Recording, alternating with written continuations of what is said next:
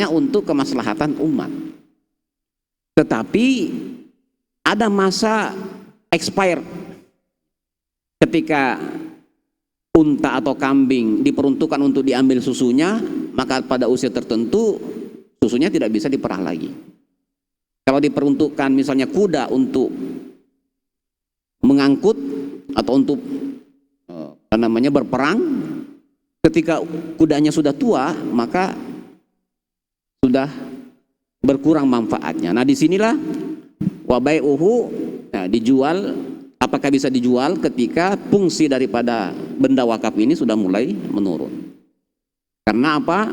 Yang diinginkan dalam wakaf ini adalah dawamul intifa, pemanfaatan yang dawam, terus menerus. Wa tahsilus sawabi wal ajri binaf'ihi, dan adanya pahala. Ya, tentu saja kita mengharapkan pahala itu otomatis, ya. Jadi kalau kita mengharapkan ridho Allah, itu yang dimaksud adalah pahala. Kalau kita mengharapkan pahala, berarti yang dimaksud adalah ridho Allah. Jadi jangan terlalu ada juga, ya, pernah kita agak dibuat bingung. Katanya kalau masih mengharapkan pahala itu belum ikhlas. Ya, itu satu pendapat. Tetapi secara umum antara pahala, ridho, ya, Allah Subhanahu wa Ta'ala itu, ya, kita samakan saja. Yang kita sebut adalah pahalanya. Wal ajr, balasan dari Allah Subhanahu wa Ta'ala binafaihi, dengan manfaat daripada harta itu. Nah, faiza ala ilal kharabi, nah kalau barang wakaf ini sudah menuju kepada kehancuran, lalu bagaimana? Ini pertanyaan dari kajian kita. Hadirin rahimakumullah, menjawab persoalan itu, Al-Musannif mengatakan ajazal fuqaha'u istibdalahu, para fuqaha membolehkan penukaran, ditukar. Jadi ketika fungsinya mulai menurun, misalnya kita membangun di tengah kota, tapi kota ini sudah sepi, ya, bangun masjid, tiba-tiba ada wabah, masjidnya tidak ada lagi yang sholat. Kita tadi punya mobil sudah mulai rusak, atau hewan tadi sudah tidak berproduksi.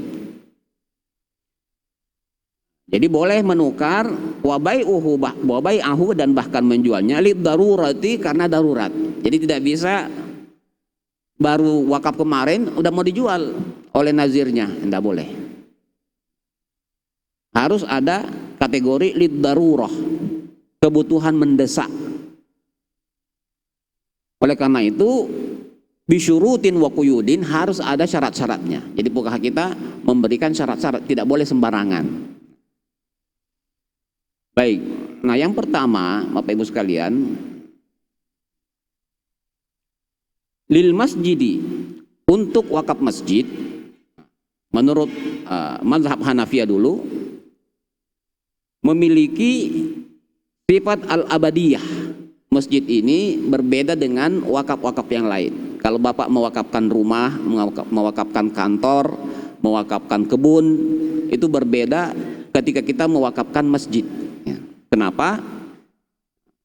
Karena masjid ini sifatul abadiyah, memiliki sifat keabadian. Inilah tidak boleh dijual, tidak boleh ditukar. Fala tansalihu anhu, sifatul masjidiyah walau istughniya anhu. Maka masjid ini tidak bisa lagi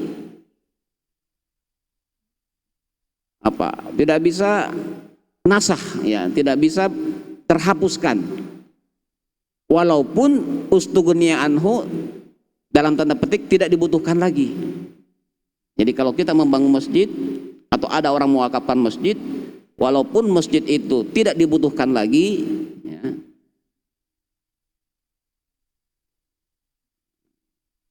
ya, menurut mazhab Hanafiyah ini, ya,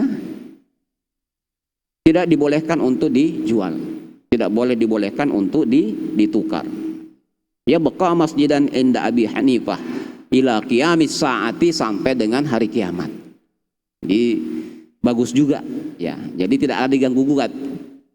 Karena persoalan kita ini kan kadang-kadang banyak orang yang pinter, nah, diskusi-diskusi, udah ini lebih bagus kalau kita jadikan mall, masjidnya kita pindah ke sana. Nah, atau mestinya karena sudah tidak berfungsi, ya udahlah, nanti mallnya yang bersedekah. Itu tidak bisa. Jadi sekali masjid tetap masjid, walaupun itu kemudian sudah tidak dibutuhkan lagi. Artinya apa? Sebenarnya kalau kita memiliki masjid, itulah masjid yang harus kita pelihara, ya, karena sudah menjadi wakaf dan tidak akan diganggu orang, dan kita mau tukar menukar juga tidak boleh, jadi susah. Makanya lebih baik masjid itu kita pelihara sebaik-baiknya, bahkan dicarikan cara supaya lebih memperluas, lebih indah dan lebih bagus. Wala yahillu wad'u juzu'in ala jidaril masjid, bahkan tidak boleh dindingnya itu dipakai untuk penopang. Nah, misalnya ada orang bikin rumah di sebelahnya, Pak saya numpang nitipkan naruh balok dulu ya, supaya rumah saya tidak miring. Anda boleh juga. Nah, ini sangat kuat. Tidak boleh diapa-apakan, tidak boleh mengambil manfaat secara individu dan diperuntukkan non ibadah dari masjid.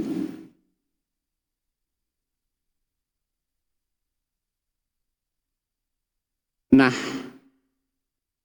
kemudian,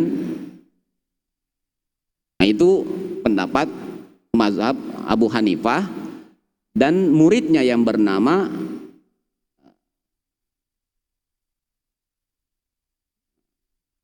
ya Muhammad, ya. Beliau punya murid Muhammad dan Yusuf, ya. Kemudian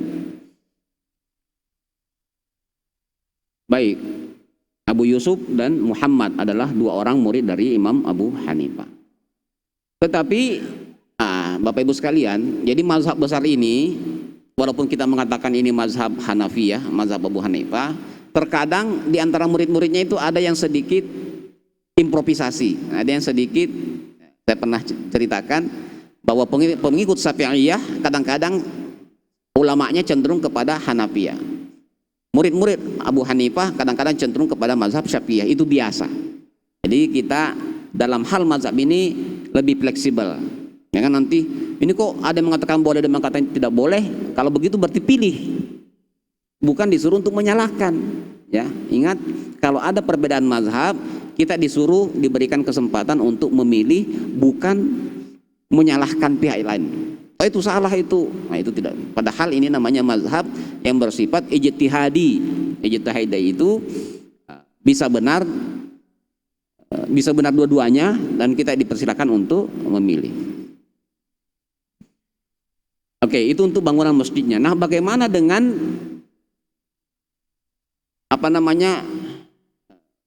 pendukung-pendukungnya? Kalau kita punya masjid, kan di situ kadang-kadang ada sumurnya, sebelahnya ada sumur, di sini ada perumahan imam, ya, di sini ada parkiran dan seterusnya, termasuk ini lampu-lampunya dan karpet dan sebagainya. Padahal masjidnya sudah tidak dipakai, ya. Kalau masjid sudah tidak dipakai, maka di sini dikatakan firribat, ya, itu tadi pavilion atau perumahan yang biasa digunakan untuk orang-orang menginap, ya. Wal bi'r, kemudian sumur yang ada,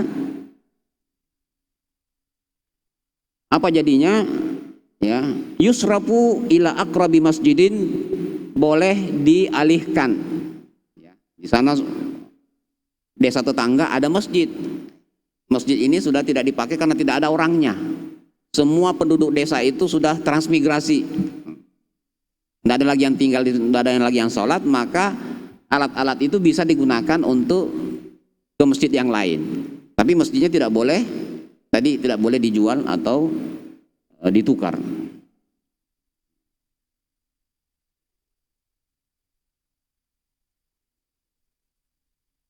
Termasuk lampu-lampunya, ya.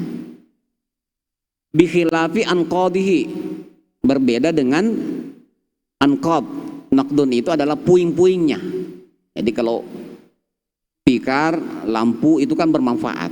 Nah, puing ini gimana? Nah, puing-puing ini itu ya tidak bisa, dan tidak dikembalikan kepada ahli waris. Jadi ini ahli waris kadang-kadang datang lagi menuntut, ya, itu kan sudah nggak dipakai Pak, itu kan wakaf dari bapak saya, itu sudah tidak difungsikan, semua saya ambil ya. Itu juga tidak bisa. La yajuzu naqluhu, tidak boleh dipindahkan dan tidak boleh diambil, biarkan ada di situ. Baik.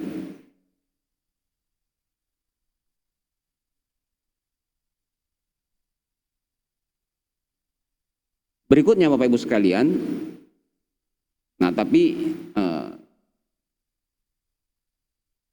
pendapat yang lain mengatakan idzan hadama, kalau masjid itu sudah runtuh, atau wakaf, tanah wakaf, barang wakaf sudah runtuh. Kita misalnya membangun yayasan, ya, ada panti asuhan, ada bangunannya dan sebagainya, atau masjid yang tadi, ya, lam yakun lahu syai'un yu'maru minhu, tidak lagi ada yang bisa digunakan untuk memakmurkannya. Ini problem kita juga. Jadi Bapak Ibu sekalian, ketika berwakaf nanti usahakan memastikan bahwa ada sumber daya untuk melangsungkan manfaat daripada wakaf itu. Kalau kita mewakafkan sebuah masjid di sebuah kampung misalnya, padahal kita tahu di kampung ini tidak memiliki kemampuan untuk sarana prasarananya, kita pasangkan listrik, kita pasangkan pompa air dan sebagainya, tetapi tidak ada di antara masyarakat ini yang mampu untuk membiayai itu. Nah, itu problem. Nah, makanya kalau itu lebih baik mungkin space-nya dikecilkan, tetapi kita ada wakaf produktifnya untuk membangun, memelihara kelangsungan daripada masjid itu. Jadi misalnya itu yang disebut, dulu kita sebut dana abadi, ya. Dana abadi, udah saya siapkan dananya, jadi ada terus. Jangan mengharapkan orang lain. Atau bisa di samping masjid, ya, kita wakafkan juga, atau dibantu orang lain mewakafkan sawah. Jadi untuk membangun, untuk mensupport operasional masjid, ada misalnya 5 hektar sawah. Nah, jadi insya Allah itu saling terkait. Kalau hanya masjid saja, maka dikhawatirkan ini tidak berlangsung lama, tidak ada yang bisa memelihara, sehingga niat wakaf kita kemudian runtuh, orang tidak lagi menggunakan.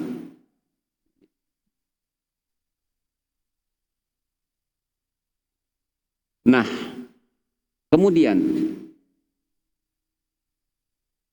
bagaimana kalau tidak bisa? Ini puing-puingnya di masjid, tinggal atap. Ini tadi karpet-karpetnya sudah diserahkan ke masjid sebelah, lampu-lampunya sudah, tinggal puing-puingnya. Gimana ini masalah puing-puing ini? Apakah boleh digunakan? Di sini dikatakan fahabaiuhu bi amril hakim, harus diputuskan oleh aparatur. Al-hakim itu maksudnya adalah pemerintah. Kalau kita Bapak Ibu sekalian, untuk urusan keagamaan kita itu sudah ada, ya, dari Kementerian Agama, ya, di kabupaten kota, kemudian di kecamatan ada KUA, dan di kampung desa itu biasanya ada imam-imam di situ. Nah, itulah yang kita mintakan fatwanya. Kalau menurut beliau silahkan digunakan puing-puingnya, itu tidak apa-apa. Tapi kalau tidak, ya biarkan seperti itu sebagai pengingat, ya, sebagai monumen bahwa ini dulu adalah masjid. Nah, bagaimana kalau ada yang bisa dijual dari puing-puing masjid itu, maka hasilnya, ya, digunakan untuk kemaslahatan lagi.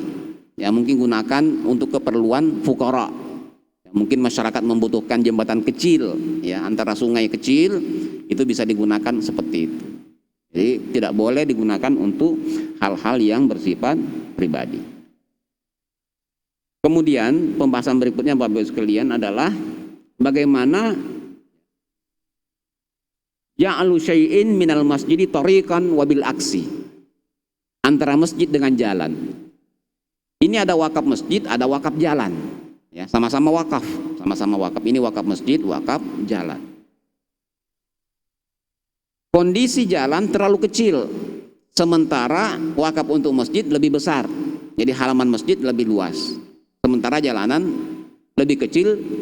Semua orang di di sini sudah menjual tanahnya misalnya ya, sudah dibebaskan tambah 1 meter, tambah 1 meter. Maka apakah boleh tanah masjid, tanah wakaf masjid ini dialihkan untuk fungsi jalan?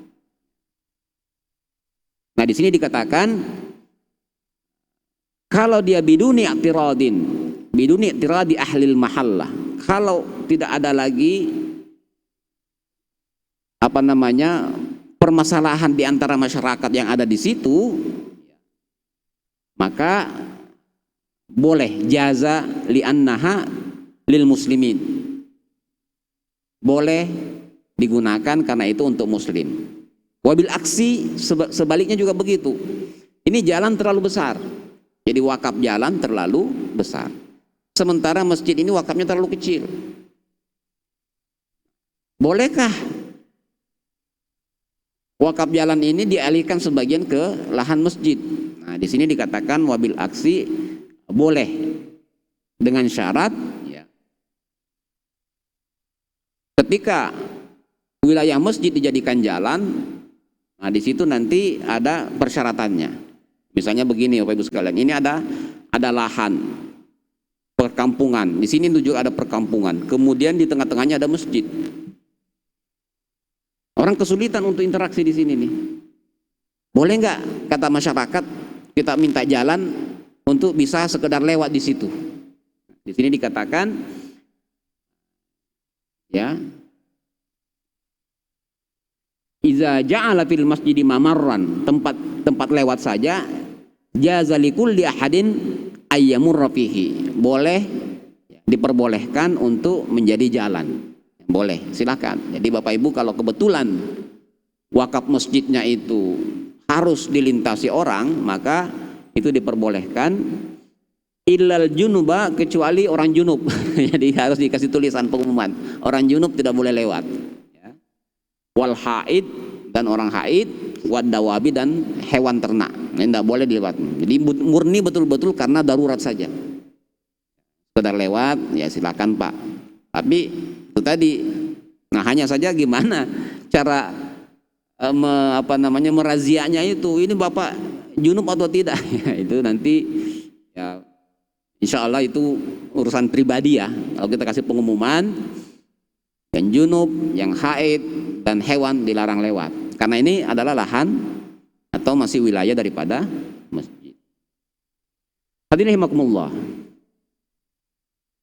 Kita kembali mengenai tukar guling atau penukaran atau penjualan daripada barang wakaf ini.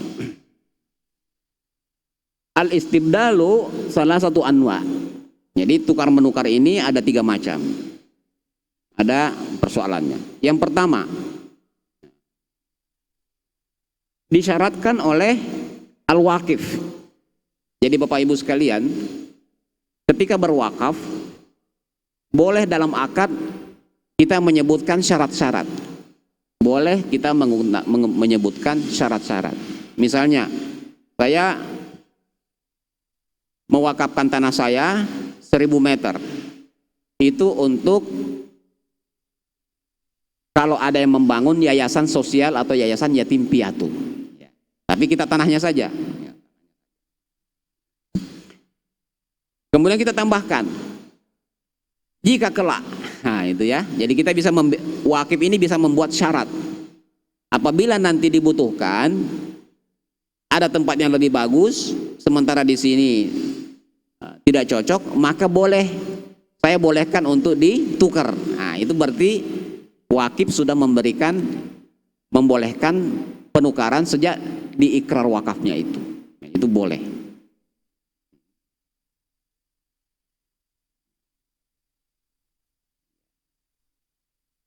Jadi jazal istidlalu ala sahihi, boleh ditukar atau dijual.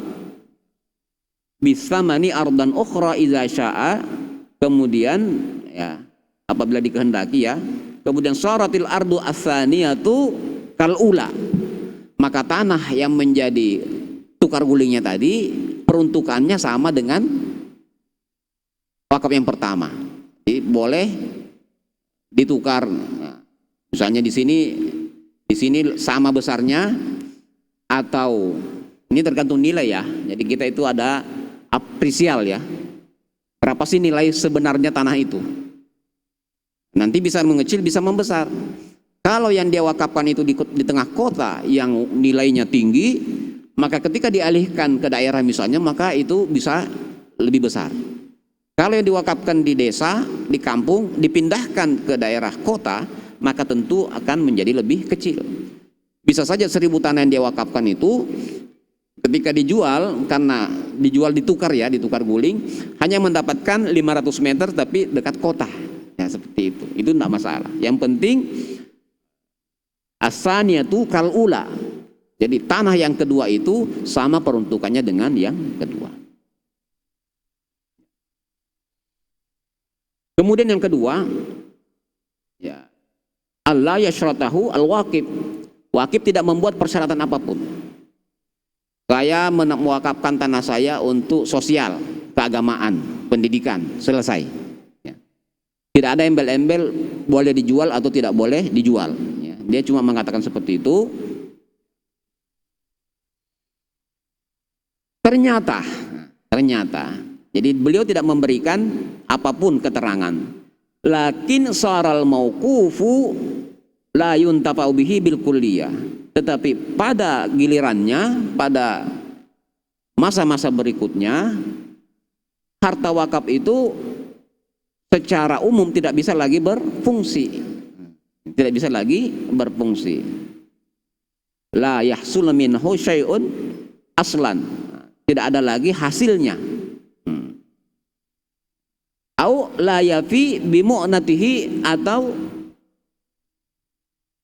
hasil daripada harta wakaf itu tidak mampu membiayai dirinya sendiri. Tidak mampu membiayai dirinya sendiri. Kalau sebuah aset tidak mampu membiayai dirinya sendiri, alamat akan rusak, akan bangkrut. Masa? Ya. Ini bangunan, misalnya toko atau apa, untuk membiayai listriknya diambil dari modal, membiayai gaji karyawan diambil dari modal, sampai akhirnya habis. Ya. Jadi tidak bisa lagi menutupi biaya operasionalnya. Bagaimana ketika barang wakaf seperti ini? Ya. Dikatakan di sini, fahuwa aidan jaizun alal asahi idza kana bi iznil qadi. Harus dikonsultasikan dengan qadi. KUA lah ya, imam yang ada di situ.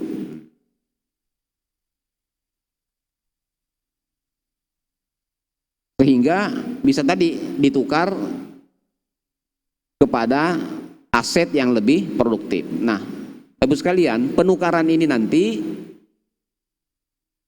ya nilainya yang dihitung adalah nilainya. Tidak boleh ada yang berkurang. Jangan sampai Bapak Ibu ikut mengurus. Ya. Kadang-kadang pengurus itu minta jatah juga, tidak bisa. Ya. Jadi karena ini adalah harta wakaf, maka orang-orang yang berpartisipasi itu juga mewakafkan waktunya. Ya, mewakafkan, jangan minta bayaran di situ. Tambah habis nanti harta wakafnya orang ini ya. Nah, yang ketiga, itu yang kedua ya. Ini yang ketiga Bapak Ibu sekalian, tidak disyaratkan oleh wakif. Jadi pewakaf itu hanya mengatakan saya wakafkan tanah saya di sana. Tanah perkebunan, tanah persawahan atau bangunan untuk sosial, keagamaan atau masjid ya. Fihi naf'un fil jumlah, secara umum masih produktif. Ya, jadi hasil daripada harta wakaf itu masih bisa membiayai dirinya sendiri. Bisa listriknya masih jalan, kebersihannya masih jalan, ada hasilnya. Ya. Sawah itu masih menghasilkan, atau kebun itu masih produktif. Ya. Wa badaluhu khairum minhu. Tetapi penawaran untuk ditukar itu lebih bagus. Ya, Pak, kalau tanah Bapak ini, tanah wakafnya almarhum ini, itu misalnya produktivitasnya itu kalau berupa sawah misalnya normalnya misalnya 6 sampai 7 ton gabah kering. Jadi tinggal dikali. Itu hasilnya untuk masjid. Kemudian ada penawaran di sini. Ini Pak, ada kontrakan di dekat kota, ada kontrakan. Kalau sawah ini kita jual, kita jadikan kontrakan, maka kontrakan ini hasilnya lebih bagus untuk masjid juga.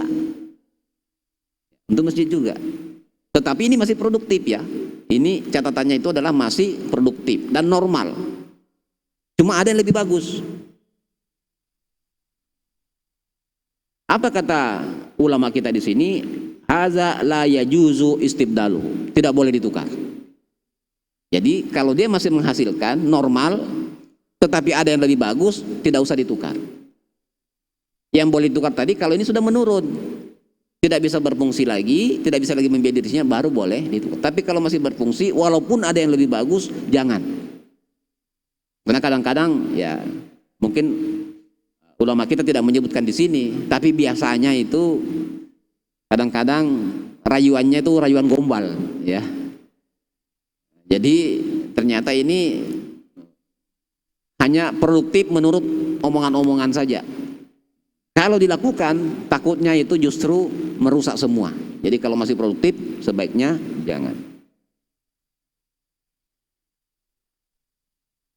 Baik, syurutul istibdal di sini ada 6 syarat.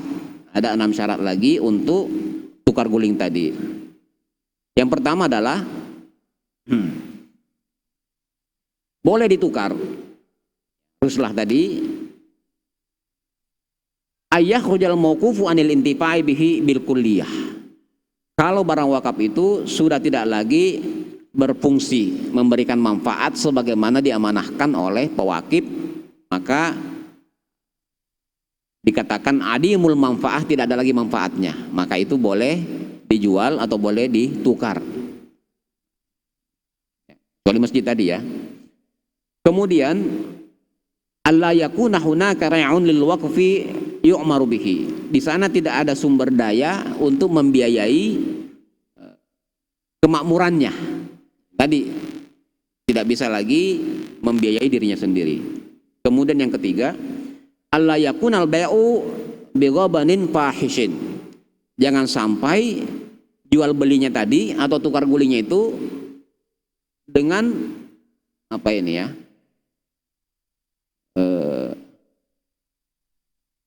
Transaksi yang merugikan. Transaksi yang merugikan.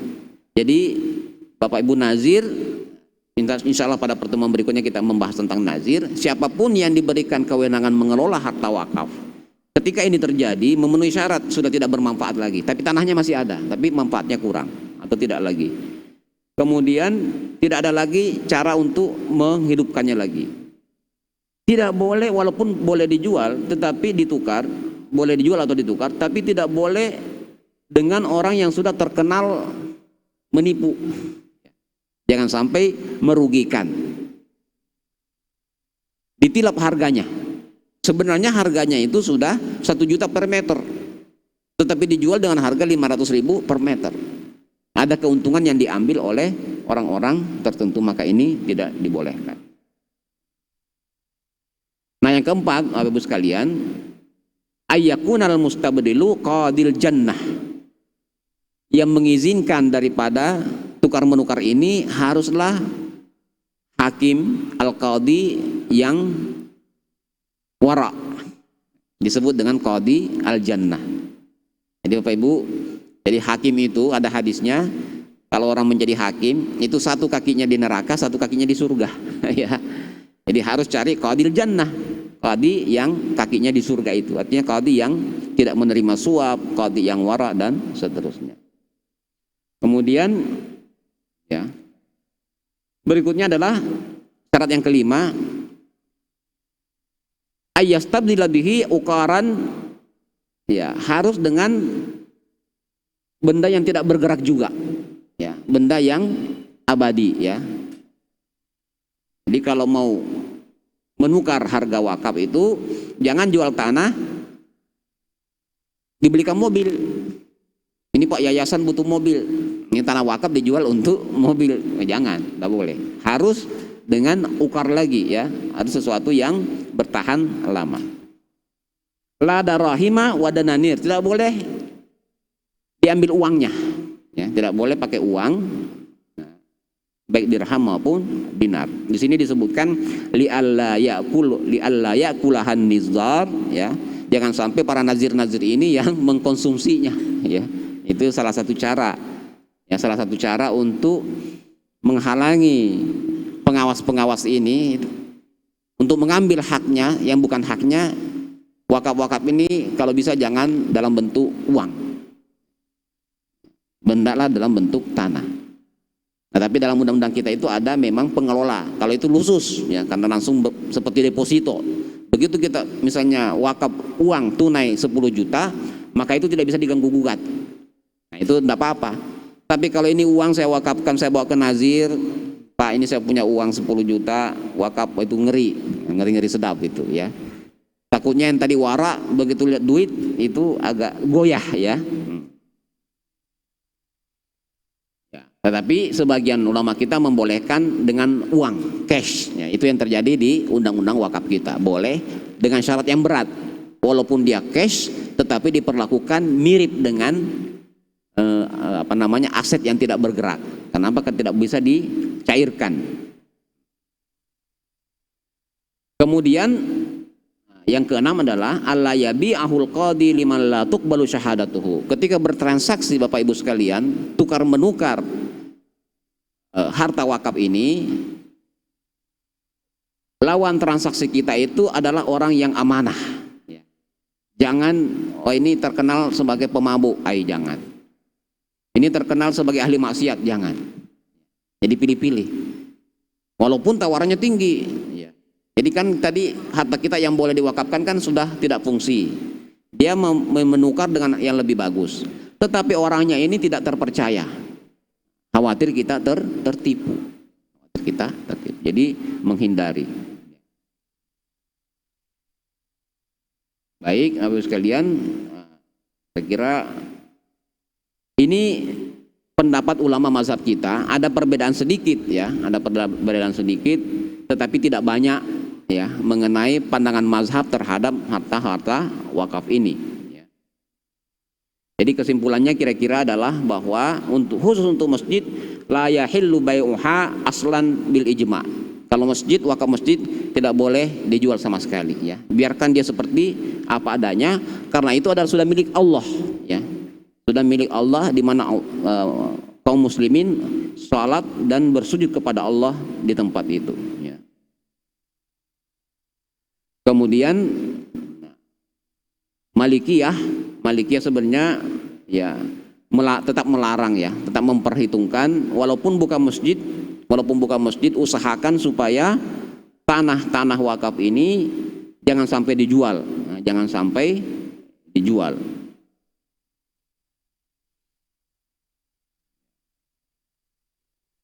Nah, kapan kalau menurut mazhab Malikiyah kapan boleh dijual? Ya, kalau tadi kan kebanyakan kita membahas dengan mazhab Hanafiyah, kalau Malikiyah mengatakan ya juzu bai'ul uqaril mauquf. Kalau tanah yang diwakafkan itu mau dijual hanya satu kondisi ya. Apa itu? Ayyashtariya minhu ya hasbal hajah ya, karena betul-betul sesuai dengan kebutuhan.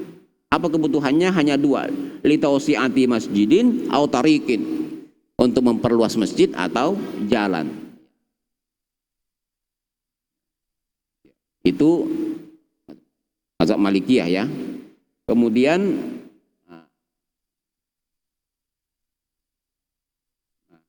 bagaimana dengan jembatan?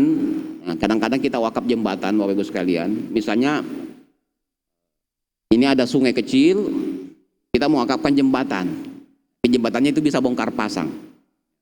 Itu jembatannya. Tapi ketika misalnya jembatan ini sudah tidak digunakan lagi, ternyata air yang di sana tadi sudah ditutup, tidak ada lagi air yang perlu dijembatani, maka jembatan ini boleh dipindahkan ke tempat lain yang memang membutuhkan jembatan, karena ini sudah tidak lagi membutuhkan air.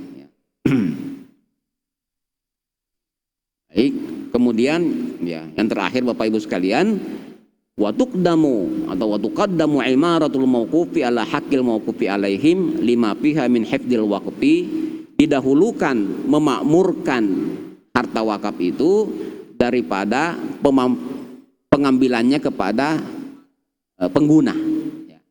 Jadi kalau ada hasil dari sawah itu, maka lebih didahulukan untuk memakmurkan, menghidupi sawah itu, kemudian untuk penggunaannya.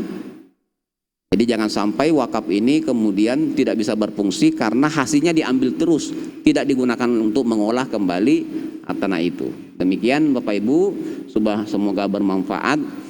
Dan kita berdoa kepada Allah Subhanahu wa taala, semoga kita berkesempatan juga untuk memberikan sumbangsih berupa wakaf yang bermanfaat bagi umat Islam secara umum dan terlebih bagi diri kita pribadi, di mana pahala dan ajarnya itu akan berlangsung terus sampai dengan barang itu terus dipakai dan walaupun kita sudah meninggalkan dunia yang fana ini. Amin amin ya rabbal alamin.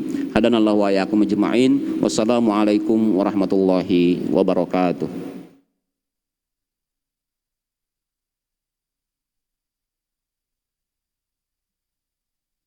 Hadirin jamaah Jumat yang mulia, betapa luasnya ilmu Islam telah dibahas secara detail dan terinci yang berkaitan dengan istidal atau tukar menukar harta wakaf yang telah dijelaskan oleh guru kita Al-Mukarram Dr. Kiai Haji Saifuddin Zuhri MA. Terima kasih. Demikian tadi kajian Qabla Jumat yang telah disampaikan. Mudah-mudahan kita bisa mengambil hikmah dari apa yang telah diuraikan tadi. Selanjutnya marilah kita dengarkan pembacaan ayat suci Al-Quranul Karim, Surat An-Nisa ayat 135 sampai ayat 136 oleh Al-Ustaz Ilham Mahmudin SPD. Kepadanya disilakan. Wallahul musta'an wa waliyut taufiq. Wassalamualaikum warahmatullahi wabarakatuh. A'udzu billahi minasy syaithanir rajim. Bismillahirrahmanirrahim.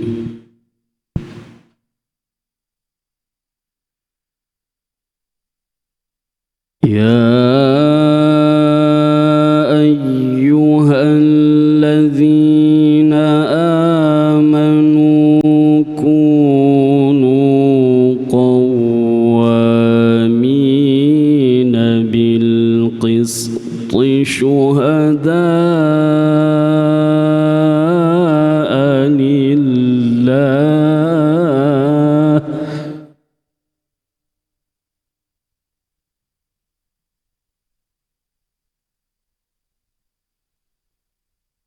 Kunu qawwamina bil qisti syuhada'a lillahi walau ala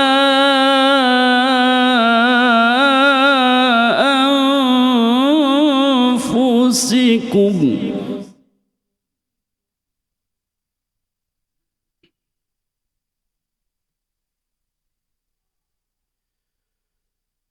Walau ala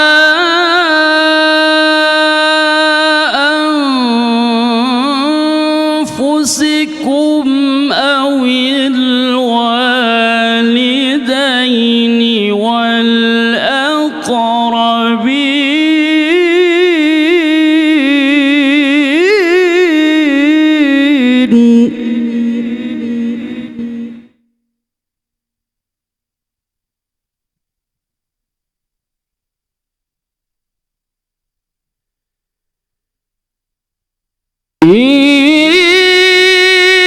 Iyakun ghaniyan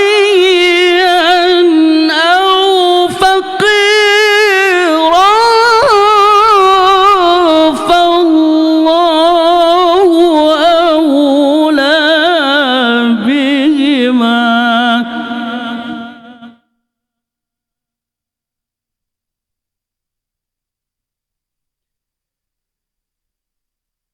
فلا تتبعوا الهوى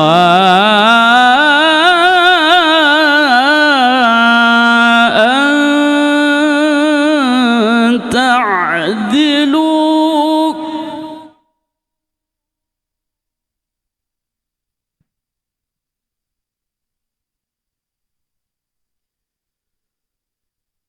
وإن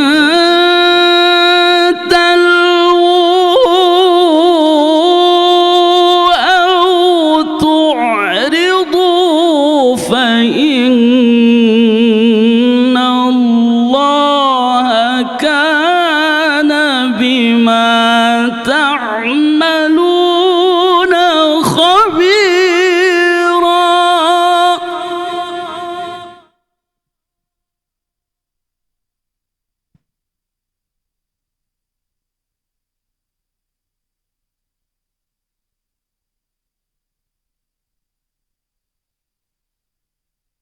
يا أيها الذين آمنوا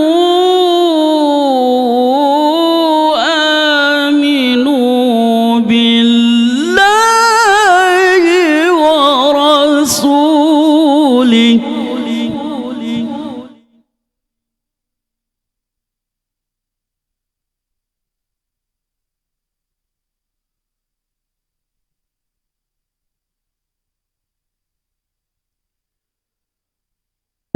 ورسوله والكتاب الذي نزل على رسوله والكتاب الذي أنزل من قبل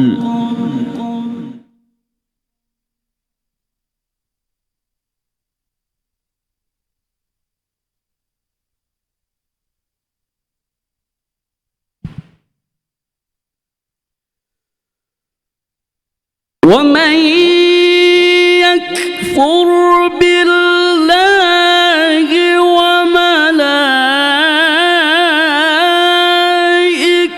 وملائكته وكتبه ورسله واليوم الآخر فقد ضل ضلالا بعيدا.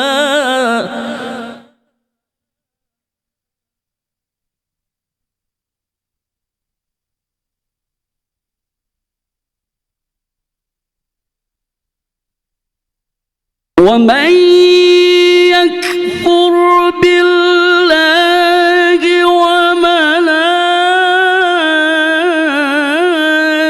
وملائكته وكتبه ورسله واليوم الآخر فقد ضل ضلالا بعيدا.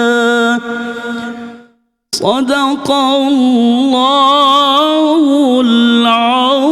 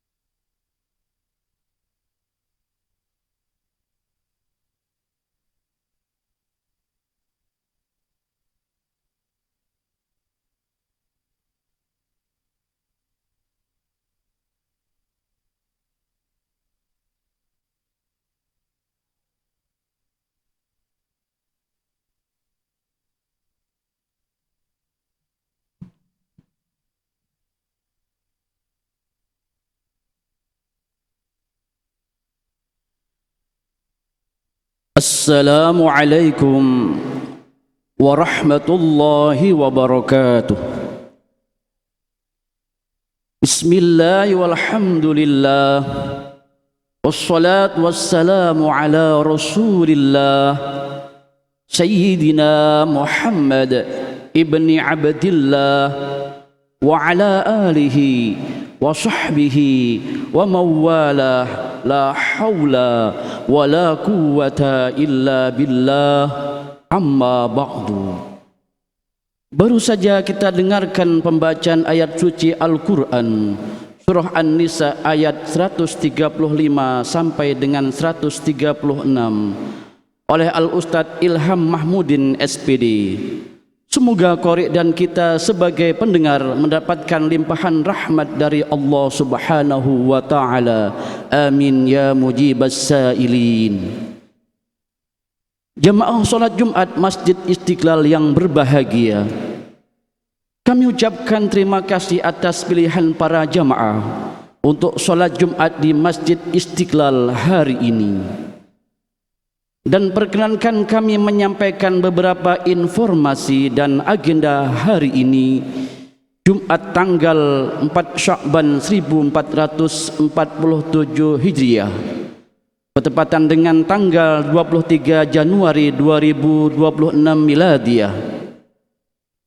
Diumumkan kepada para jamaah bahwa Masjid Istiqlal menyelenggarakan pengajian rutin Sabtu pagi yang diasuh langsung oleh Imam Besar Masjid Istiqlal Al-Mukarram Profesor Dr. K. Haji Nasaruddin Umar MA mengkaji kitab Ihya Ulumuddin. Kajian disiarkan secara daring dan dapat disaksikan di channel YouTube Masjid Istiqlal TV.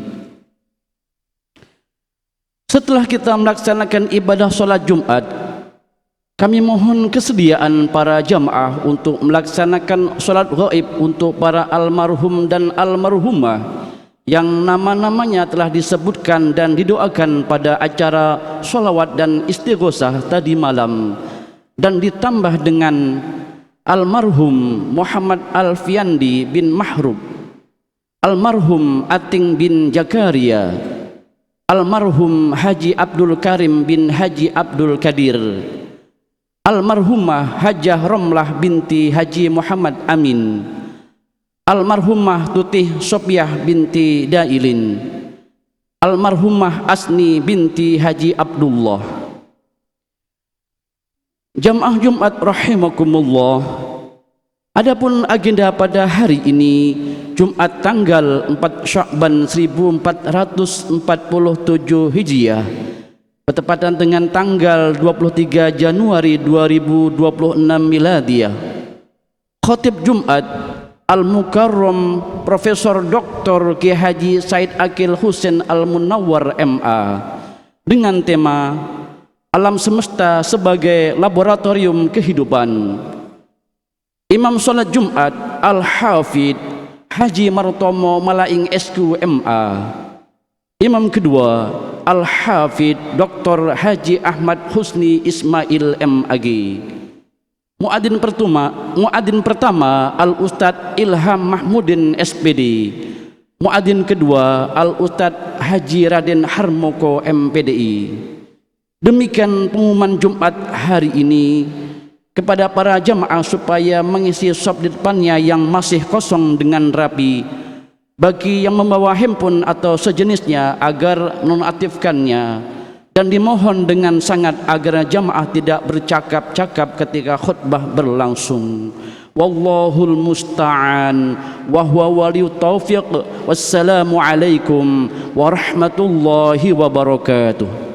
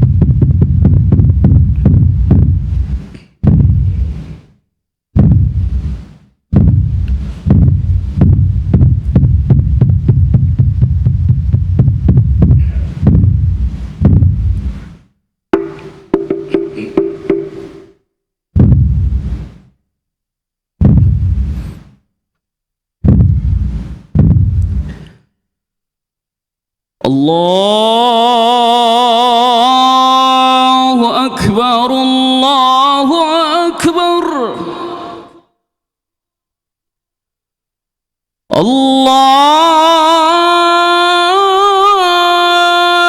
Allahu Akbar,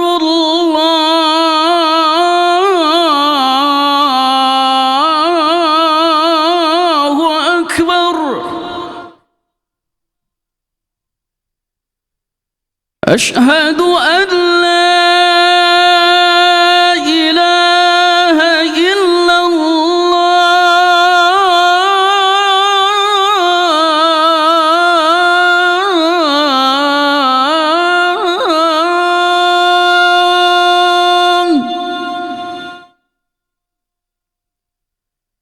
أشهد أن لا إله إلا الله.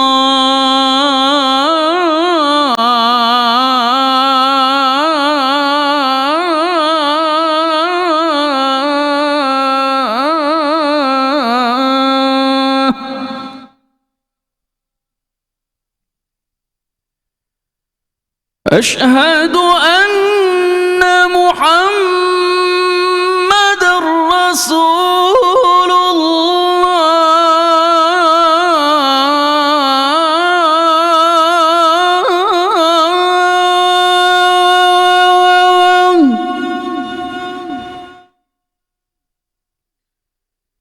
أشهد أن محمد رسول الله.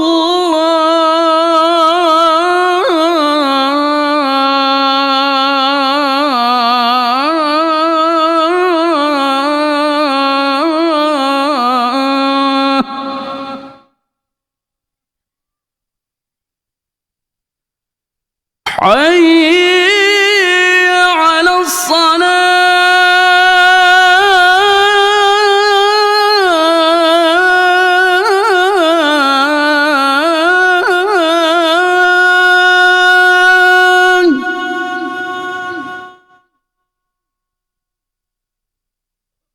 حي على الصلاة.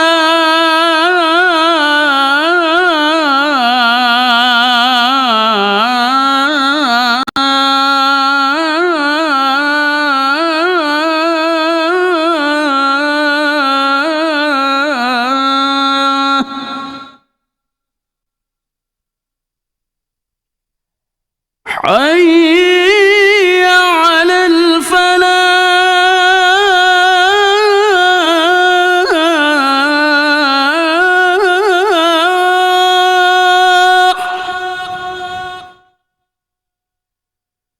حي على الفلاح.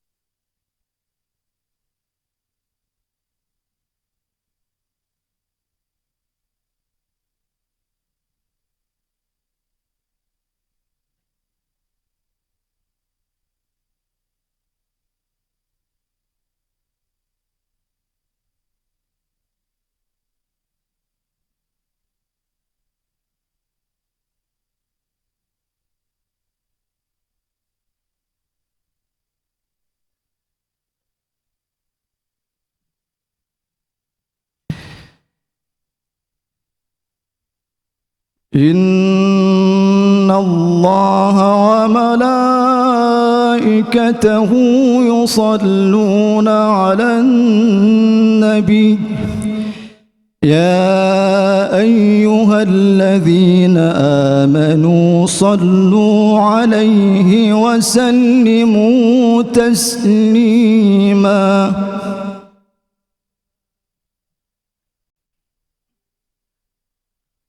Assalamualaikum warahmatullahi wabarakatuh.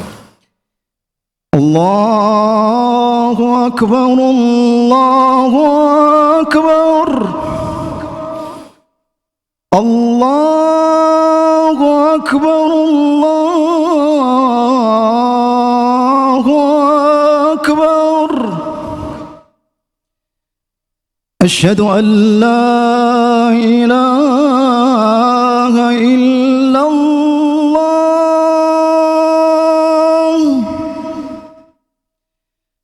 أشهد أن لا إله إلا الله.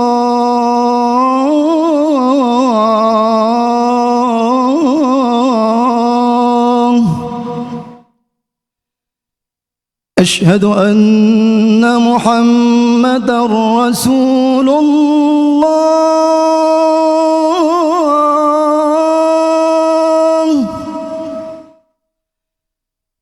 أشهد أن محمدًا رسول الله.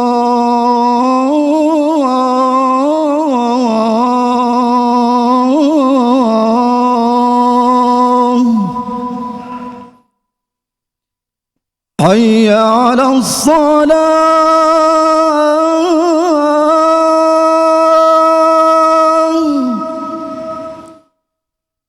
حي على الصلاة.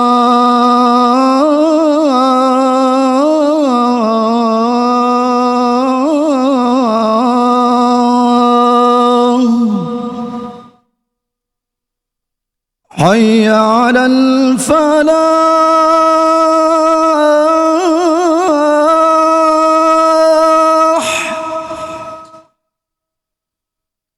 حي على الفلاح.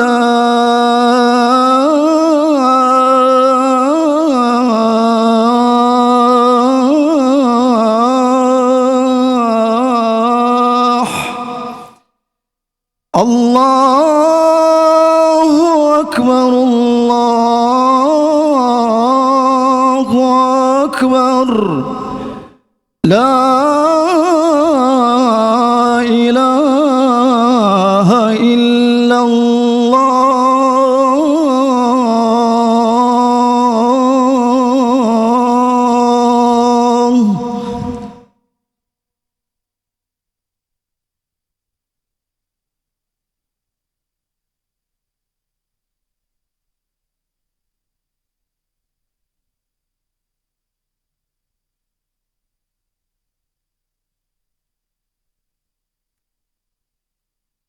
Alhamdulillah, alhamdulillahi rabbil alamin, wal aqibatu lil muttaqin, wala udwana illa ala zalimin.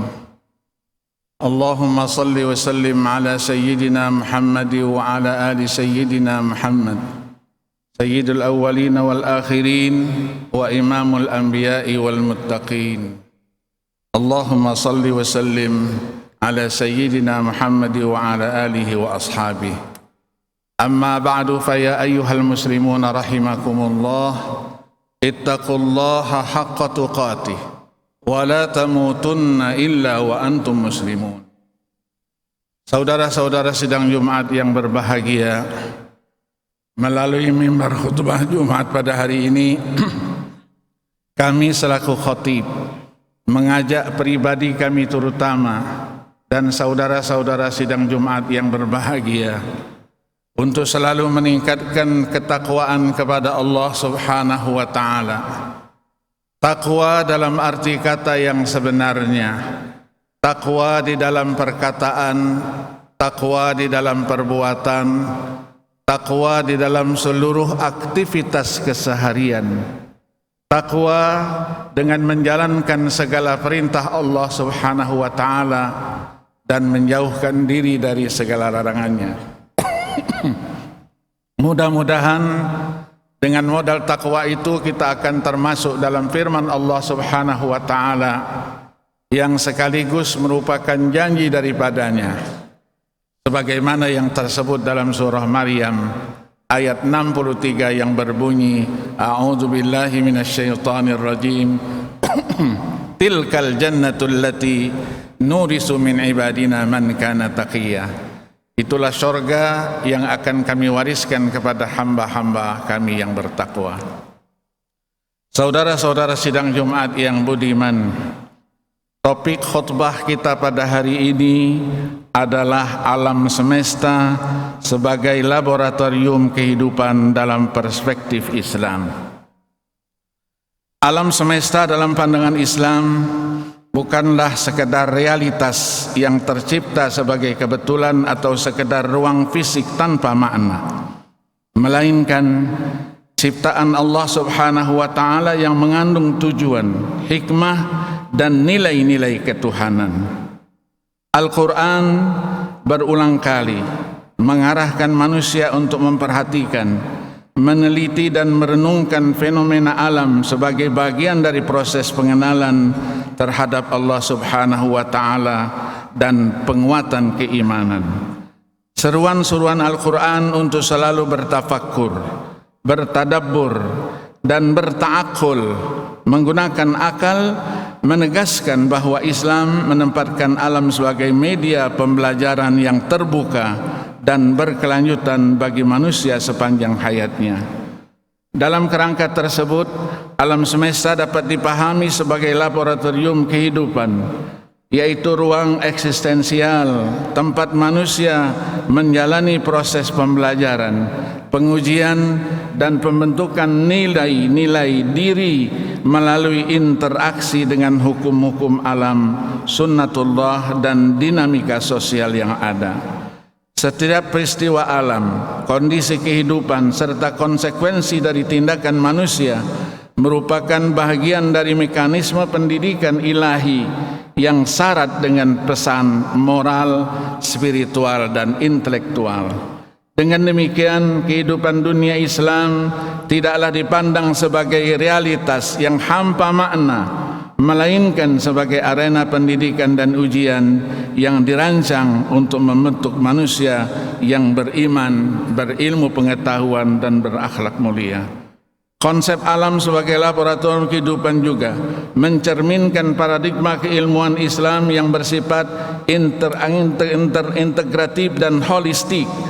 Islam tidak memisahkan secara dikotomis antara wahyu dan akal, antara ilmu agama dan ilmu alam, maupun antara dimensi spiritual dan material. Seluruh realitas dipandang sebagai sesuatu yang berada dalam satu kesatuan tauhid yang saling terhubung dan saling menjelaskan.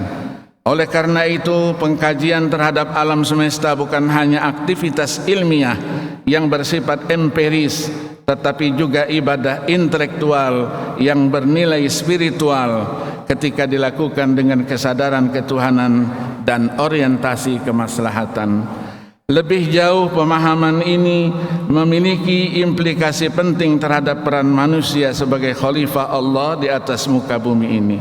Sebagai wakil Allah di muka bumi ini, manusia diberi amanah untuk mengelola, memanfaatkan alam secara bijaksana, adil dan berkelanjutan.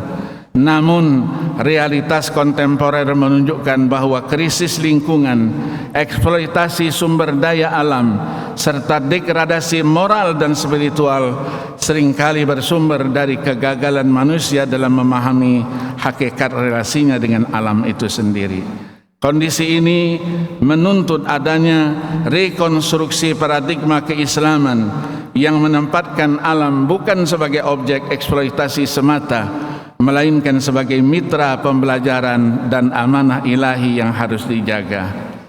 Saudara-saudara sidang Jumat yang berbahagia, dalam perspektif Islam, alam semesta merupakan investasi konkret dari ayat-ayat Allah Subhanahu wa taala yang bersifat kosmik, ayat-ayat kauniyah yang keberadaannya tidak terpisahkan dari ayat-ayat verbal, ayat-ayat qauliyah yang termaktub dalam Al-Quran. Kedua jenis ayat ini saling melengkapi dan membentuk satu kesatuan epistemologis dalam kerangka tauhid.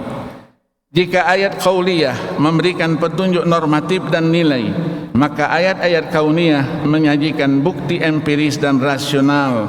Antara semuanya itu berdasarkan kebenaran wahyu dan keesaan Allah Subhanahu wa ta'ala. Al-Quran secara eksplisit juga mengarahkan manusia untuk membaca dan memahami alam semesta sebagai teks terbuka yang syarat dengan makna. Firman Allah Subhanahu wa ta'ala yang disebutkan di dalam surah Al-Baqarah ayat 164 telah kita maklumi, yang menjelaskan bahwa sesungguhnya pada penciptaan langit dan bumi silih berganti malam dan siang, kapal yang berlayar di laut membawa apa yang berguna bagi manusia, dan apa yang Allah turunkan pula dari langit berupa air. Lalu dengan air itu dia hidupkan bumi setelah mati, setelah dia sebarkan di bumi ini segala jenis hewan, dan pengedaran angin dari awan, dari mana-mana serta awan yang dikendalikan dengan langit, antara langit dan bumi itu sungguh terdapat tanda-tanda bagi kaum yang menggunakan akalnya. Ayat ini menunjukkan bahwa fenomena alam bukan sekedar sebagai objek observasi fisik, tetapi sarana intelektual dan spiritual yang menuntut keterlibatan akal dan hati. Dengan demikian, membaca alam dalam Islam bukan hanya aktivitas saintifik, melainkan juga ibadah reflektif yang mengantarkan manusia kepada pengakuan atas kebesaran dan kebijaksanaan Allah Subhanahu wa ta'ala. Lebih lanjut, ayat-ayat kauniyah menegaskan bahwa alam semesta memiliki keteraturan dan hukum yang pasti sebagai sunnatullah. Keteraturan tersebut tidak berjalan secara acak, melainkan berada dalam sistem yang harmonis dan terukur. Allah Subhanahu wa ta'ala berfirman di dalam surah Al-Qamar, "Inna kulla syai'in khalaqnahu biqadar." Sesungguhnya kami menciptakan segala sesuatu menurut ukuran. Ayat ini menjadi landasan sebagai landasan teologis bagi pengembangan ilmu pengetahuan dalam Islam. Setiap hukum alam yang ditemukan melalui penelitian ilmiah sejatinya merupakan upaya manusia dalam menyikapi sunnatullah yang telah ditetapkan oleh Allah Subhanahu wa ta'ala. Oleh karena itu, semakin dalam memahami manusia itu dalam pemahamannya terhadap alam, seharusnya yang terjadi adalah semakin kuat pula kesadarannya akan keterbatasan diri dan kemahakuasaan Sang Pencipta Allah Subhanahu wa ta'ala. Saudara-saudara sidang Jumat yang berbahagia, para ulama klasik menekankan pentingnya memahami alam sebagai ayatullah. Imam Al-Ghazali rahimahullah yang wafat 505 Hijriah menyatakan bahwa alam semesta adalah cermin, mir'at yang memantulkan sifat-sifat kesempurnaan Allah bagi orang-orang yang mau berpikir dan merenung. Sementara itu, Al-Imam Fakhruddin Ar-Razi, seorang mufassir terkenal abad ke-7 Hijriah yang wafat 606 Hijriah, dalam tafsirnya Mafatihul Ghaib menegaskan bahwa ayat-ayat tentang alam bertujuan membangkitkan kesadaran rasional manusia agar sampai kepada tauhid yang berbasiskan ilmu, bukan sekedar taklid, ikut semata-mata buta saja. Dengan demikian, alam semesta sebagai ayat-ayat kauniyah berfungsi sebagai pintu masuk utama bagi integrasi ilmu dan amal, ilmu dan iman, dan seterusnya. Alam menjadi laboratorium kehidupan yang memungkinkan manusia melakukan observasi, analisis, dan refleksi untuk mencapai pengetahuan yang utuh, pengetahuan yang tidak berhenti pada penguasaan fakta empiris, tetapi bermuara pada pengakuan akan kebesaran keesaan Allah Subhanahu wa ta'ala dan komitmen etis dalam menjalankan kehidupan. Maka dari itulah alam juga menjadi sebagai sarana pendidikan ilahiyah dan pembentukan kesadaran. Dalam perspektif Islam, alam semesta juga tidak berfungsi sebagai objek fisik, tetapi juga sebagai sarana pendidikan ilahiyah, tarbiyah ilahiyah yang secara sistematis membentuk kesadaran manusia. Pendidikan dalam Islam tidak terbatas pada transmisi ilmu pengetahuan secara tekstual, melainkan mencakup proses pembentukan akal, jiwa dan akhlak melalui interaksi langsung dengan realitas ciptaan Allah Subhanahu wa taala. Oleh karena itu, alam semesta dipandang sebagai ruang belajar terbuka yang senantiasa mengajarkan hikmah melalui hukum-hukum alam dan dinamika kehidupan. Al-Quran juga menegaskan bahwa seluruh ciptaan Allah berlangsung dalam sistem yang teratur, mempunyai keteraturan dan keseimbangan yang presisi. Firman Allah Subhanahu wa taala di dalam surah Al-Mulk ayat 3 dijelaskan, alladzi khalaqa sab'a samawatin tibaqan ma tara fi khalqir rahmani min tafawut farji'il basara hal tara min futur. Yang menciptakan 7 langit berlapis-lapis. Tidak akan kamu lihat pada ciptaan Tuhan yang Maha Pengasih sesuatu yang tidak seimbang. Maka lihatlah sekali lagi, apakah kamu lihat secara sesuatu itu yang ada cacatnya?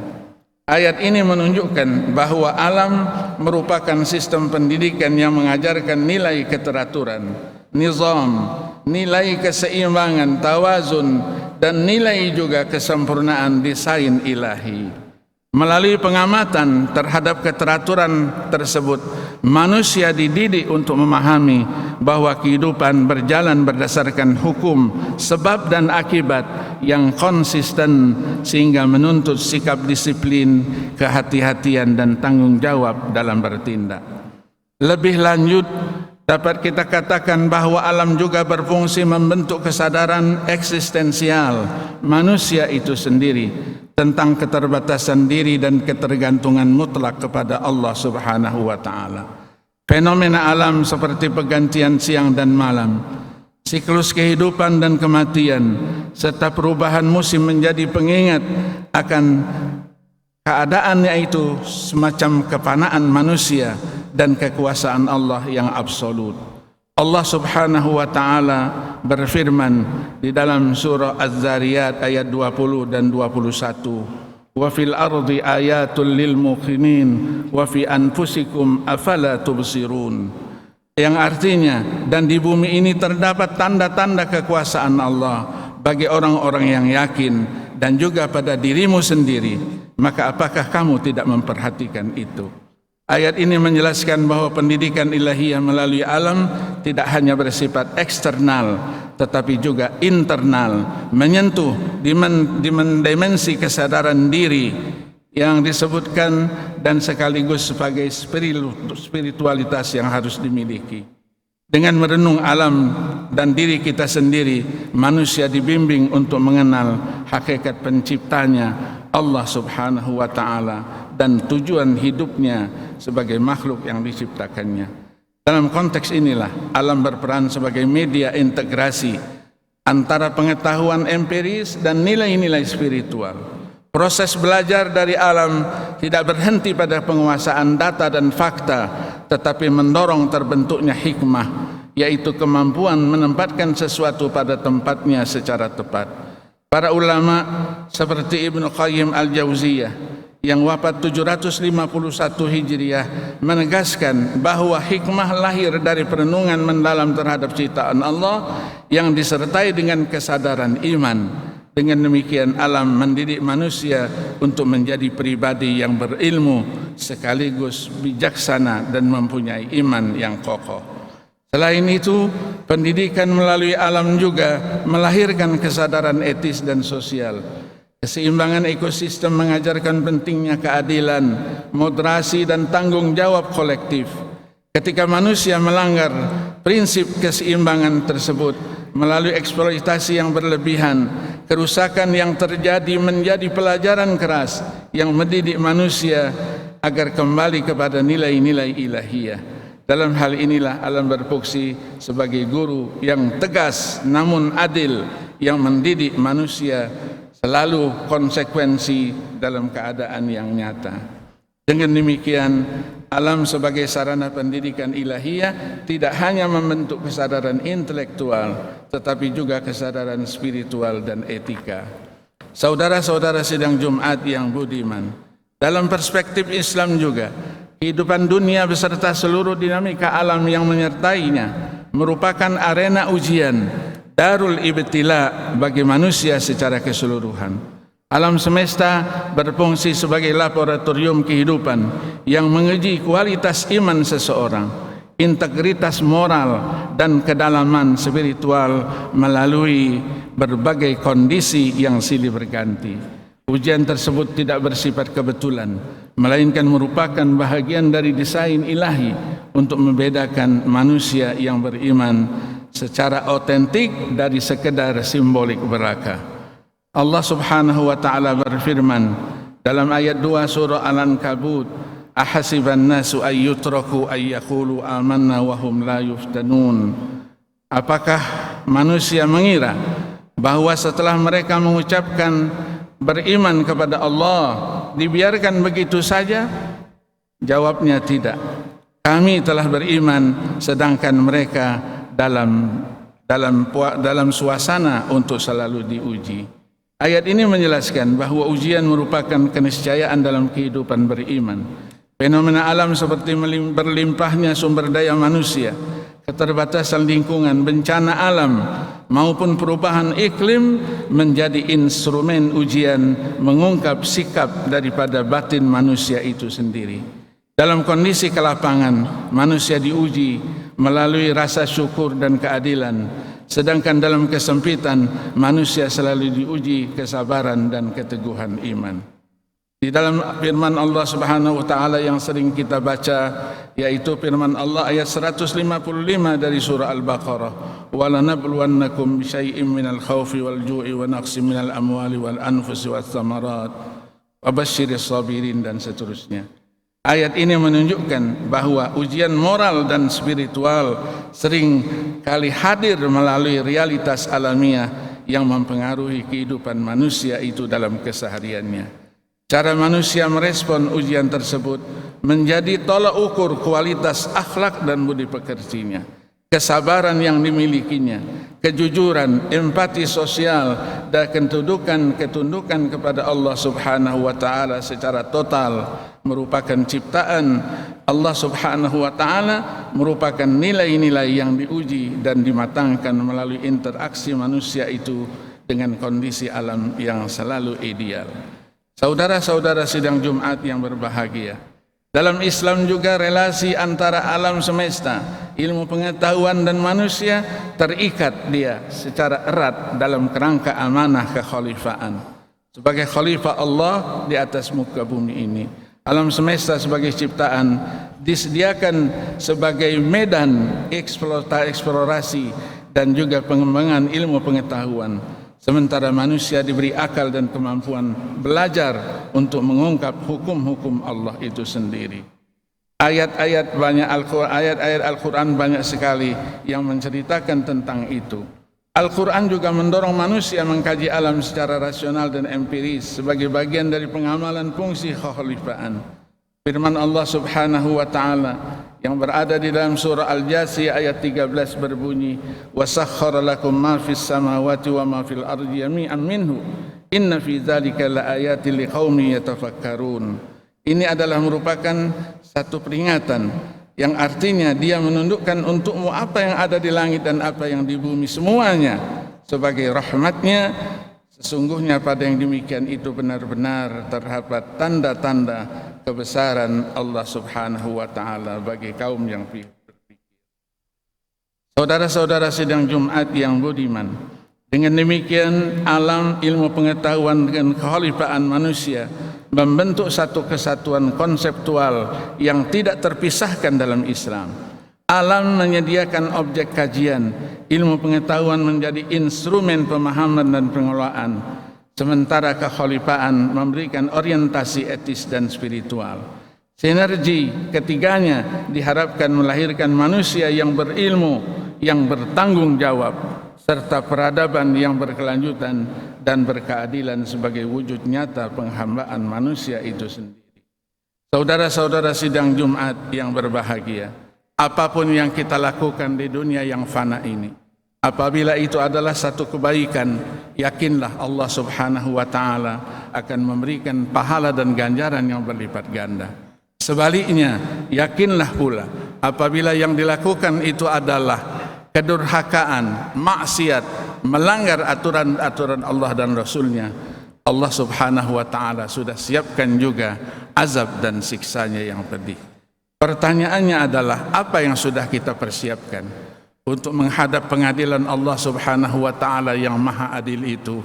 Mari kita renungkan firman Allah Subhanahu wa taala yang berada dalam surah Al-Hasyr ayat 18. A'udzu billahi minasyaitonir rajim. Bismillahirrahmanirrahim. Ya ayyuhallazina amanu taqullaha wal tanzur nafsum ma qaddamat lighad wattaqullaha innallaha khabirum bima ta'malun.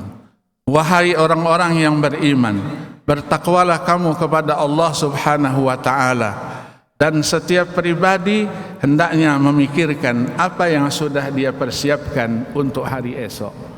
Bertakwalah kamu kepada Allah, sesungguhnya Allah maha mengetahui terhadap apa yang kalian kerjakan. Barakallahu li wa lakum fil Qur'anil azim, wa nafa'ani wa iyyakum bima fihi minal ayati waz zikril hakim, wa taqabbala minni wa minkum tilawatahu innahu huwas samiul alim. أقول قولي هذا وأستغفر الله العظيم لي ولكم ولسائر المسلمين والمسلمات والمؤمنين والمؤمنات فاستغفروه إنه هو الغفور الرحيم.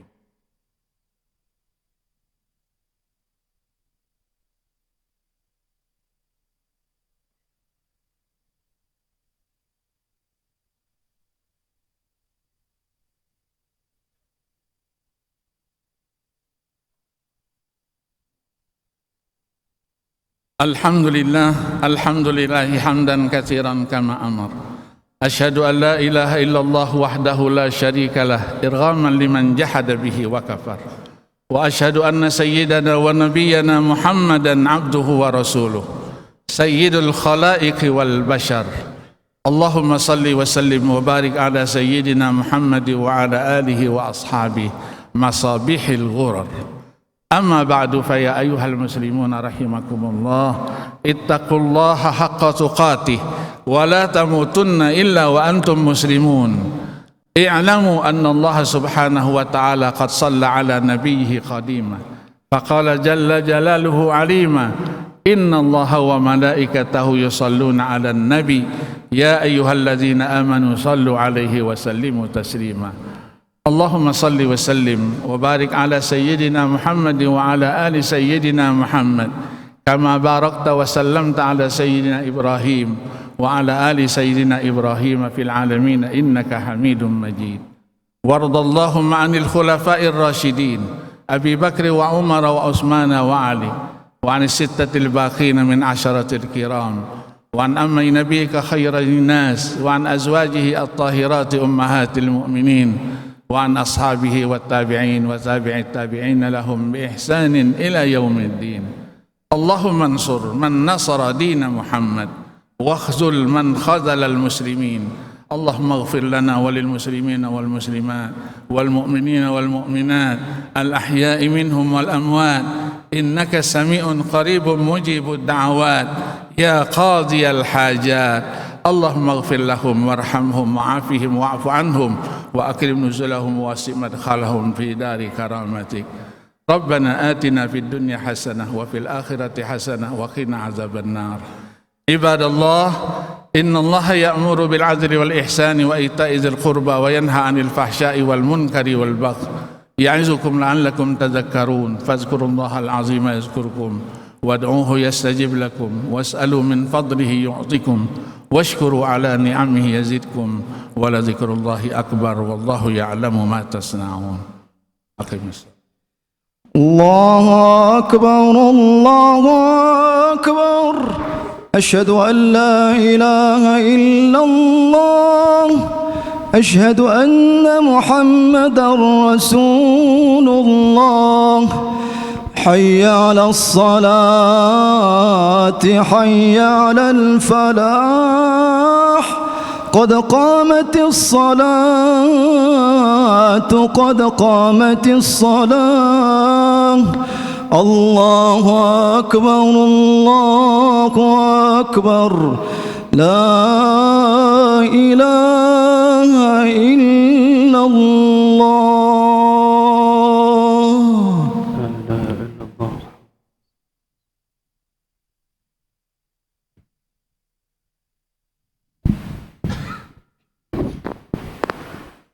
استقيموا واعتدلوا سووا صفوفكم فإن تسوية الصفوف من تمام الصلاة.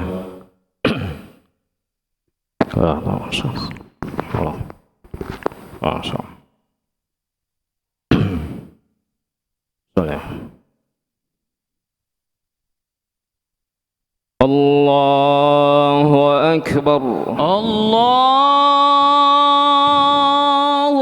أكبر.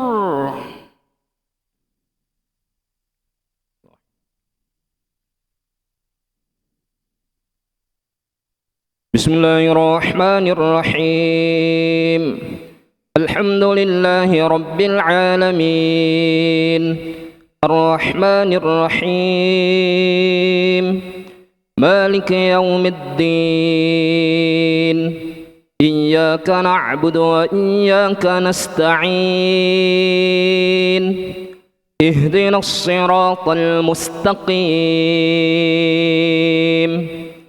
صراط الذين أنعمت عليهم غير المغضوب عليهم ولا الضالين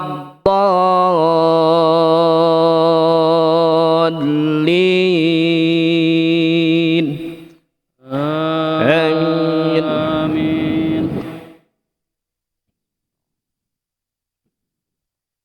ولقد جاء آل فرعون النذر كذبوا بآياتنا كلها فأخذناهم أخذ عزيز مقتدر.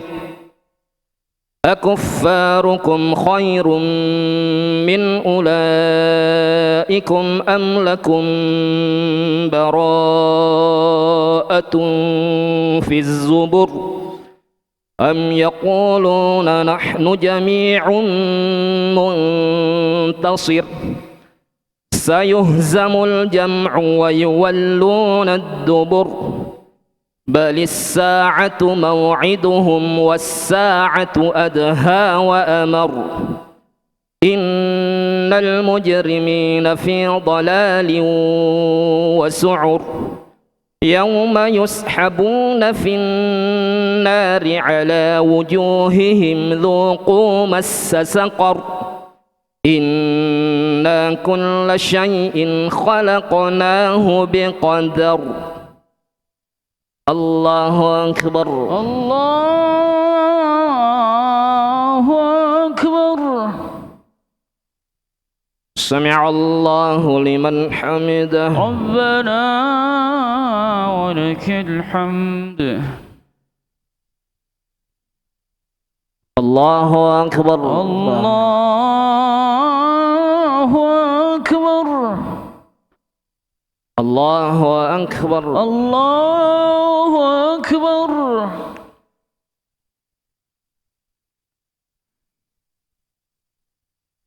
الله أكبر الله أكبر.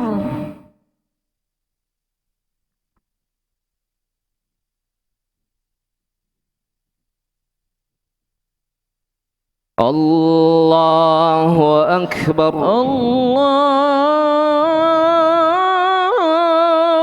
أكبر. بسم الله الرحمن الرحيم.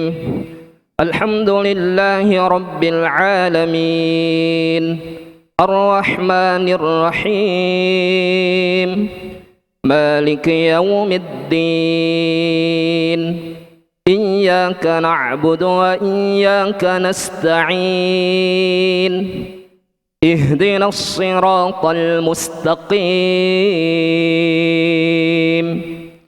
صراط الذين أنعمت عليهم غير المغضوب عليهم ولا الضالين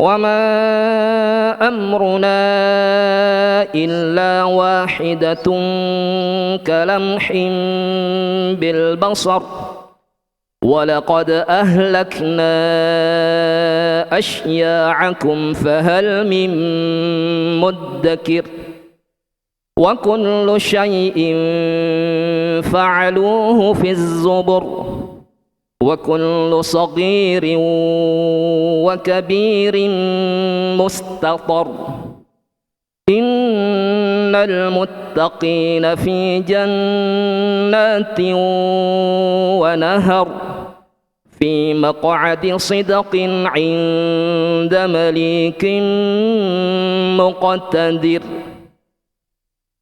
الله أكبر. الله أكبر.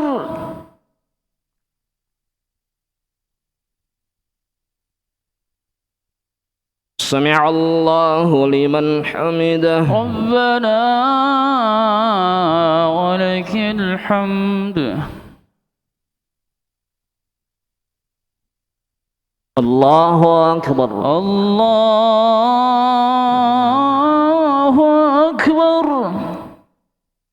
الله أكبر. الله أكبر.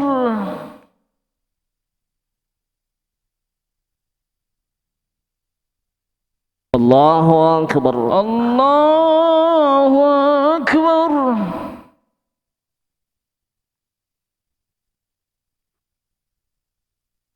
الله أكبر. الله أكبر. الله أكبر.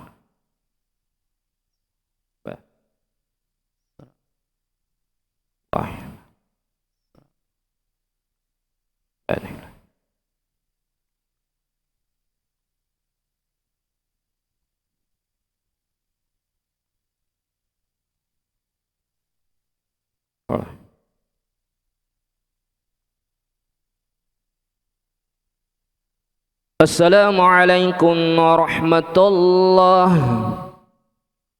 السلام عليكم ورحمة الله. السلام عليكم ورحمة الله. السلام عليكم ورحمة الله. استغفر الله العظيم. استغفر الله العظيم. استغفر الله العظيم الذي لا إله إلا هو الحي القيوم وأتوب إليه من جميع المعاصي والذنوب. لا إله إلا الله وحده لا شريك له له الملك وله الحمد يحيي ويميت وهو على كل شيء قدير. لا إله إلا الله وحده لا شريك له له الملك وله الحمد يحيي ويميت وهو على كل شيء قدير.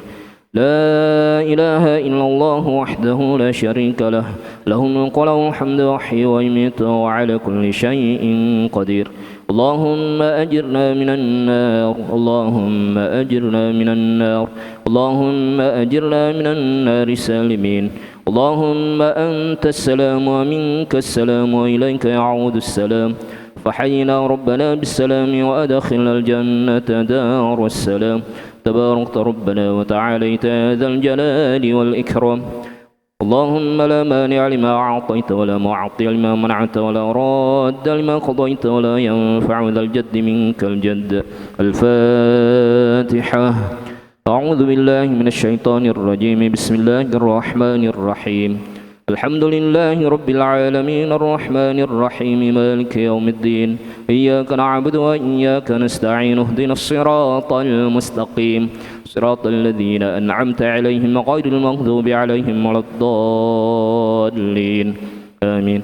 أعوذ بالله من الشيطان الرجيم. بسم الله الرحمن الرحيم. الحمد لله رب العالمين والصلاة والسلام على أشرف الأنبياء والمرسلين سيدنا محمد وعلى آله وصحبه أجمعين. اللهم إنا نسألك الهدى والتقى والعفاف والغنى. اللهم بارك لنا في شعبان وبلغنا رمضان. اللهم أصلح لنا ديننا الذي هو عصمة أمرنا وأصلح لنا دنيانا التي فيها معاشنا وأصلح لنا آخرتنا التي إليها معادنا واجعل الحياة زيادة في كل خير واجعل الموت راحة لنا من كل شر ربنا هب لنا من أزواجنا وذرياتنا قرة أعين واجعلنا للمتقين إماما ربنا اغفر لنا ذنوبنا ولوالدينا ولمشايخنا ولمعلمينا ولمن له حق علينا ولمن أحب وأحسن إلينا ولكافة المسلمين أجمعين ربنا آتنا في الدنيا حسنة وفي الآخرة حسنة وقنا عذاب النار وصلى الله على سيدنا محمد وعلى آله وصحبه وبارك وسلم والحمد لله رب العالمين. Jamaah rahimakumullah. Selanjutnya marilah kita melaksanakan salat ghaib untuk para almarhum dan almarhumah yang nama-namanya telah disebutkan tadi. Terima kasih. صلوا على الأموات الغائبين جامعة آجركم الله. الله أكبر.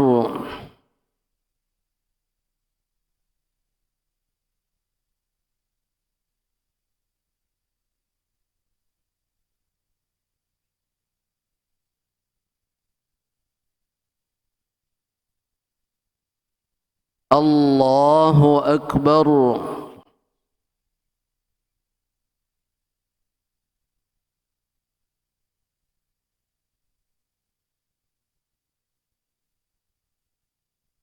الله أكبر.